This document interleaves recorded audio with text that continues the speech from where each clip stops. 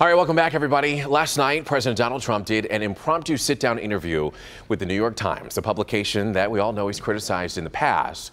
Well, the president covered a wide range of topics in the interview and said that the Russia probe needs to finish for the good of the country, also hinting that he has the right to fire the special counsel if he wants to. This afternoon, that impromptu interview with the New York Times giving a glimpse at how the president sees the special counsel's Russia investigation. It makes the country look very bad, and it puts the country in a very bad position, he said, though the president did not demand Robert Mueller stop his inquiry. Quote, "The sooner it's worked out, the better it is for the country," insisting 16 times there was no collusion between his campaign and Moscow.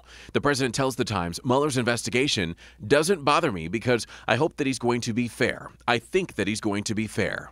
Those comments in contrast to some Republicans who have spent the holidays casting doubt on the Department of Justice by describing them disparagingly as the deep state.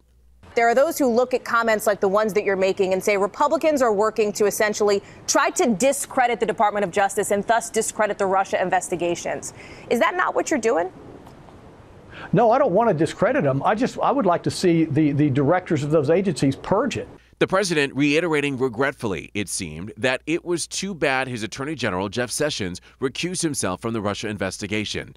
And in perhaps a revealing comparison, praised former Attorney General Eric Holder because he protected President Obama, totally protected him, adding, "I have great respect for that, I'll be honest." Over his working vacation, President Trump is mostly hunkered either at his Mar-a-Lago resort or at his golf club. And that's where he spent a half hour talking with the Times, alone, no staff. For the first time, he acknowledged he has been soft on China on trade as the White House encourages Beijing to pressure North Korea to stop its nuclear weapons program. President Trump explaining, "That's because the only thing more important to me than trade is war." And on one of the president's top priorities come 2018, his trillion-dollar infrastructure plan, he tells the Times, "I actually think we can get as many Democrat votes as we have Republican."